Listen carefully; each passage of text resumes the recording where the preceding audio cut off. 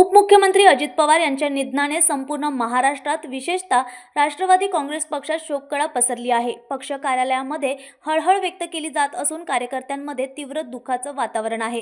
प्रशांत पवार यांनी भावना व्यक्त करताना सांगितलं की ज्या कार्यालयाचं उद्घाटन अजित पवार यांच्या हस्ते करण्यात आलं होतं, आज त्याच कार्यालयात त्यांना श्रद्धांजली अर्पण करत आहोत। हे सांगताना मन अतिशय व्यथित होत आहे। अजित पवार यांच्या जाण्याने पक्षावर आणि हजारो कार्यकर्त्यांवर दुःखाचा डोंगर कोसळला आहे। राज्याच्या राजकारणात रोखठोक आणि निर्णायक नेतृत्व हरपल्याची भावना सर्व स्तरातून व्यक्त केली जात आहे।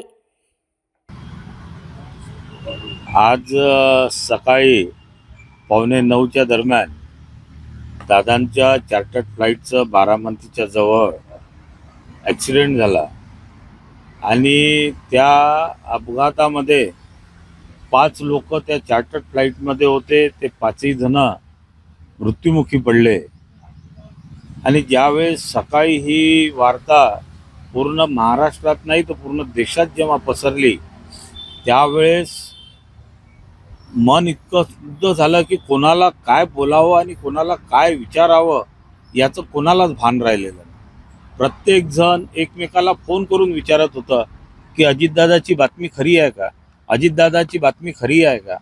कारण की तोपर्यंत टी व्हीमध्ये फक्त अजितदादांच्या विमानाचा अपघात झाला इतकंच सांगत होतं। आज राष्ट्रवादी पक्षाचा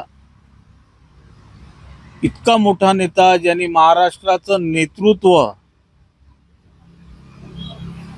करत असताना एक आपली छाप सोडली या महाराष्ट्रावर नाही तर देशावर, आणि ज्या ठिकाणी आपण उभा या ऑफिसचं उद्घाटन सुद्धा माननीय अजितदादा पवारांनी केलं। ठीक आहे, लोकांना ते दाटून बोलायचे, पण असं कधी त्यांच्या मनात कोणाबद्दल वाईट विचार कधी राहिलेले नाही। मी दादांबरोबर अमरावतीला जात होतो। मगाशी मला त्या नॅशनल चॅनलवर काही लोकांनी विचारलं, अँकर लोकांनी, की बाबा त्या फ्लाईटमध्ये काही चूक झाली का। मी त्यांना सांगितलं, दादा स्वतःचं तर म्हणजे सुरक्षेबद्दल हे करायचे, पण त्या प्रत्येकाला ते हे सांगायचं की बा ड्रायव्हर झोपला आहे का, याची झोप बरोबर झाली आहे का। मी अमरावतीला जात असताना दादांनी त्या ड्रायव्हरला सांगितलं की आम्ही बोलून राहिलो पण तू समोर लक्ष ठेव। असं नाही झालं पाहिजे की आम्ही बोलतो आणि तू कुठंतरी गाडी ठोकून द्यायची, त्याच्या गाडीची स्पीड किती आहे काय, इतकं इत्तंभूत लक्ष दादांचं असायचं।